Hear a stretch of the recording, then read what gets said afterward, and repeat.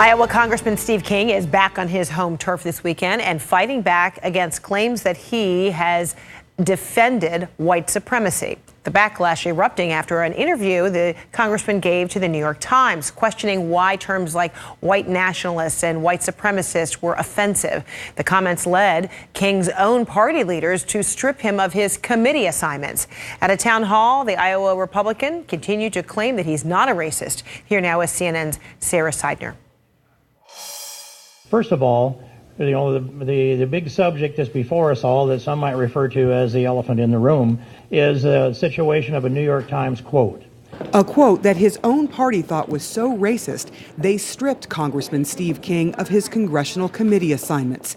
In it, he says, white nationalist, white supremacist, Western civilization. How did that language become offensive? Why did I sit in classes teaching me about the merits of our history and our civilization? He chose those words and punctuated them the way he did. But what I was addressing was not those terms of white supremacy or white nationalism, but when I said, why did that language become offensive, I was speaking exclusively and directly about Western civilization. They are denigrating Western civilization today. King spoke to his constituents in Primgar, Iowa, his first town hall since the controversy. Primgar's claim to fame, the only place in the world named Primgar. It is a town with a mayor, but no stoplight, an elementary school, but no high school, a place small enough where most residents know each other by name. I didn't even know he was coming until earlier this week. They announced it.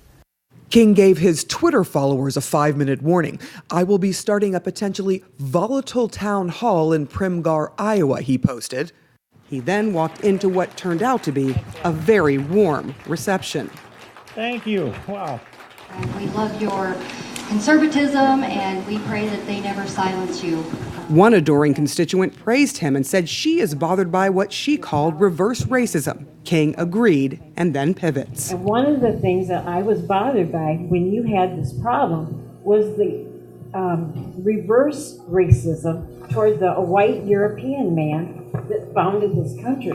And that's the values that we're built on. And we have to be embarrassed to say anymore that we're white European background. And I think that is wrong. And I think we need to push back. And I think we need to take the sting out of the words racism. We can do the things that you've described, and we can at the same time embrace everything that Dr. Martin Luther King taught us, all at the same time. And if we had stuck with his vision, we wouldn't be in the place we're in today in this society, in this country.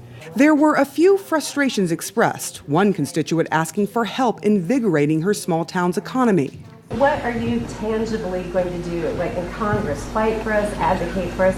I need tangible actions. Well, would you give me a tangible recommendation?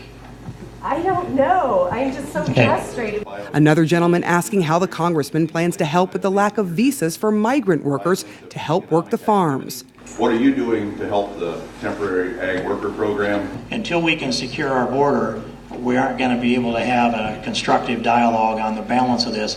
But I will support a bonded program, and a bonded program that is hopefully tailored to meet some of these labor needs that we have.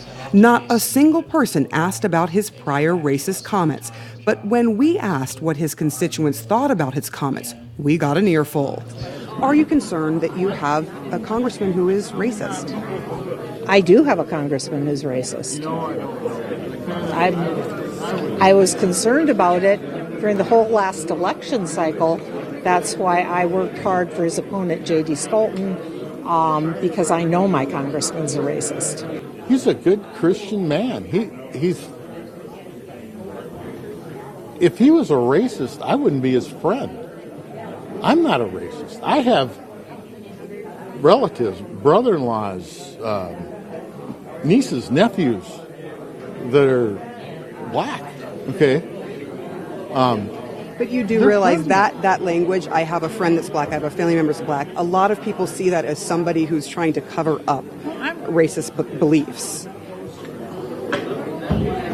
Just you saying that makes, as far as I'm concerned, makes you racist.